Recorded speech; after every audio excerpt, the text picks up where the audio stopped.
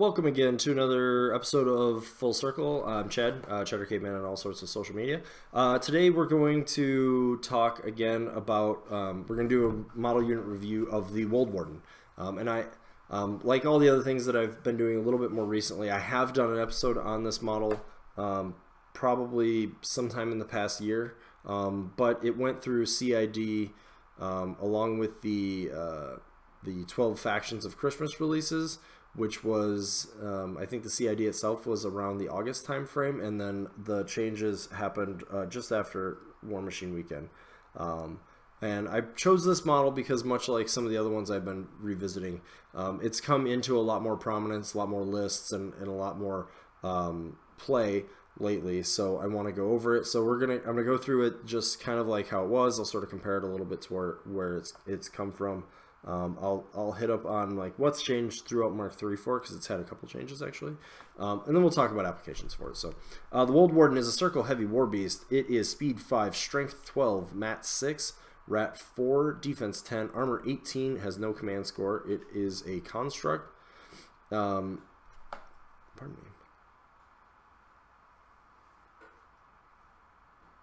Really weird. It's a construct that has Pathfinder and is on a large base.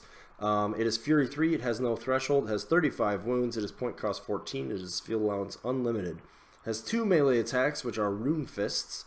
They are range 1, pow forward, which brings you to a power and strength 16. They are open fists with damage type magical. Additionally, they have chain attack smite, which says if this model hits the same model with both of its initial attacks with the weapon, after resolving the attacks, it can immediately make 1 additional melee attack against the model hit. If the additional attack hits, the target is slammed d6 inches directly away from this model and suffers a damage roll with the POW equal to the strength of this model plus the POW of the weapon. So it's power and strength 16. So just to be clear, the collateral damage is equal to his strength, so strength 12. His Animus is Wild Growth, which costs 2 as range self. It's a 4-inch AoE and lasts for a round. It's not an offensive spell. Center a 4-inch AoE on the spellcaster. The AoE is a force that remains in play for 1 round. The spellcaster cannot move or be placed after casting Wild Growth. Wild Growth lasts for 1 round. The Woldwarden also has Mend, which is during your control phase. You can remove 1 damage point from the model. And finally, he has Geomancy. Magic ability 6. Geomancy states once per activation while in its controller's control range, this model can be forced to cast one of the spells on its controller's card with a cost of 3 or less. This model cannot cast upkeep spells or spells with a range of self or control. Use this model's magic ability score when making magic attack rolls.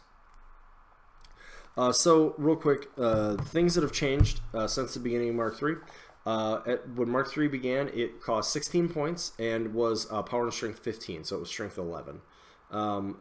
Since the addition has happened, those two things have changed. Strength went up to 12, making it a power and strength 16, and it went down to point cost 14. So the strength change actually happened back like January, February last year, and then the point cost change happened during the aforementioned CID that it went through.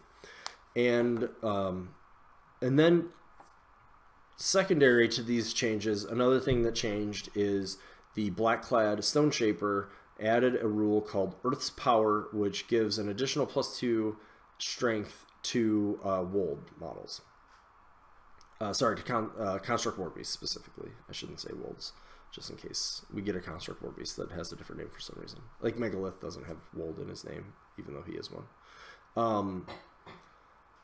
So Construct War Beast get +2 strength. So this has all sort of come around and made the Woldwarden sort of the bargain heavy we've kind of looked for much of the edition, in a few different ways, right? So it's not like a strictly bargain melee piece, right? Like you'd look at the Riphorn Satyr, which is not a Wold, but when you look at him, you can see clearly that his role is to punch things in the face but not cost the feral amount of points, or Getrix or something like that. But the Warden is also a very flexible piece. So with the fact that the Warden has access to, so the Warden has power and strength 16, so that ties it sort of output with a pureblood, with the exception that it loses to get the same number of attacks. It has to get the chain attack off and still be in melee range with whatever is being slammed afterward, and that's very situational. It's going to be hard to do that, so you may lose one more attack. But where things change is you can buff it up to power and strength 18, independent of any caster buffs in any list, because you can bring the Stone Shaper. So if you bring the Stone Shaper and you bring the Woldwarden, you can go up to power and strength 18, and he gets at least 5 attacks out of that. So like I said, that's one less than a pureblood, but he's 14 points. I would say 1018 is not quite as survivable, even with the 35 wounds of a stat of a defensive. What do I want to say? Of a defensive profile, but it is close enough, right? And then the next thing that makes it really flexible is the fact that you have Geomancy, means that it's sort of a pseudo ranged beast as well, except for spells have, especially at least in Circle, you're talking about mostly damage spells. And most of our damage spells don't cap out as high in damage as like most of the really good long-range guns in the game. You see a lot of stuff that's like POW 15 and 14, for example, even as much as 16 if you're looking at a bomber who can put snipe on himself. So you're not getting up to those levels. You usually can get like somewhere in the POW 13, 12 range.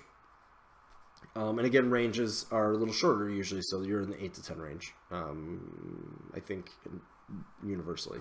So those are the trade-offs, but the positive side of that is spells are normally much more flexible and much more powerful in their effect, right? So Gallows, for example, is range 10, POW 13. As a gun, you'd be like, that's okay.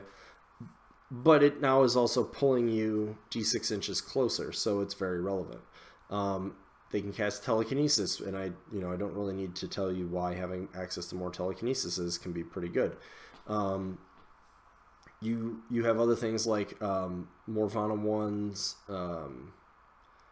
what is that spell called? Eruption of Life, that is range 10, POW 13, has an RFP effect, has an AoE, leaves a forest, right? Balder 1 has a spell that ignores cover and elevation and concealment, and has a crit knockdown effect that is range 10, POW 13. Rift, which is range 8, POW 13, AoE 4, throws on rough terrain, right? So often your caster isn't going to want to spend 3, possibly 4 or 5 Fury on a single Rift to boost, and this model can. And that's another thing too. So you're spending 1 to throw that spell out there, another 1 possibly to boost to hit, another 1 to boost to damage, and that's its 3 Fury. So it works out pretty perfectly if you need to do that. But you can also boost things like blast damage that might be, by the time you're spending 2 or 3 mana as your caster on a spell, being able to do that's going to be a pretty nice feature. So Woldwardens have boomed in the number of lists that they're being played in right now. We see things like Bradigus coming back. We see I'm personally playing Kruger 2 right now. I think I've seen them in Balder 2 lists.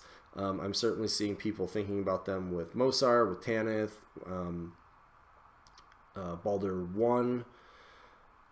There's something I'm missing. Yeah, Wormwood. Those are all places that I'm starting to see Wolds coming in. It's really due to the fact that they right now are probably our most flexible piece as far as a heavy war beast goes. They get up to power, as I said, they can go up to power strength 18, which is respectable. It's not fantastic, but it's good enough. They have sort of the pseudo gun, which again, as I said, is not great, but it's sort of good enough. They are 1018, which isn't a great stat line, but again, 14 points. You're looking at a pretty good place. Their Animus is a little interesting to use. Be very careful with it because, as it says, you can't be moved or placed. And I believe the idea there was the 4-inch forest is such a potentially powerful effect, or at least the feeling is that it's a powerful enough effect in this edition of the game that being able to like place it and then move behind it by various means is a bit of a little bit too strong. There's used to be some casters that did stuff like that, and I guess they've decided it was just too much. But on the flip side, it also does mean they are not moving. So if you're playing against somebody like the Dreamer, for example, while they may have a hard time using their Geomancy to get things off on her Cage Ragers, the counter side of that is Abyssal Gate is not moving them, no matter if it damages them or not. So if you can put them up their block line of sight, they're not moving, put your other stuff behind them, you're going to be in a pretty good position. The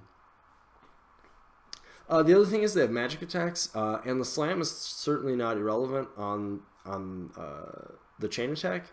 If you can, one of the little tactical things for them, if you can line up a situation where you're attacking another beast or jack, where if you do slam it, it will slam into a wall or a building or another jack and still be in your melee range. That's really, really good. I mean, it's kind of obvious, I guess, but being able to get that extra slam damage in, and on top of it, you might get an additional die on the damage for it, because if it slams into an equal or larger base or into a wall or building, you get the extra damage. So it's a pretty good effect when you can get it. It's not all that easy. You can kind of queue it up with Mosar if you really want to, by putting a Pillar of Salt behind them. So if you know you need the extra damage, you might do something like that. But I wouldn't overdo trying to look for it either. Like, don't try to engineer a whole turn where you throw a piece and then don't do that. But if it's there, absolutely make sure you remember it. Another piece that is very important for them too is in Bones of Orboros, they are healing another 1 point. So they heal 2 points every turn. And the reason that's important is it means if they're alive, they have fully functional systems every turn throughout the game without your Warlock having to heal them, which they usually can unless they're Baldur anyways, but without having to worry about a Shifting Stone doing it, without having to worry about a Stone Shaper doing it, etc. And then also at 35 points, they're good for transfers. They're good for 35 hit points is actually a little bit harder to kill than most people account for a 10-18 sort of beast. Pardon me. So anyways, all around, Woldwarden, very good piece. There's a reason you're starting to see it more, and that's really its flexibility and the fact that it's now respectable as a heavy war beast. Before, I would say the spell flexibility was not worth what you were giving up, for the number of points and for the heavy and for battle group involvement. You really needed something that could, you see a Pureblood in this slot a lot, because you needed, while you wanted the sprayer, you wanted the extra effect, you also needed something that could go in on a hard target when you needed to, and now we have that with this model. So Bones of Orboros is certainly increasing. See some Secret Masters with it.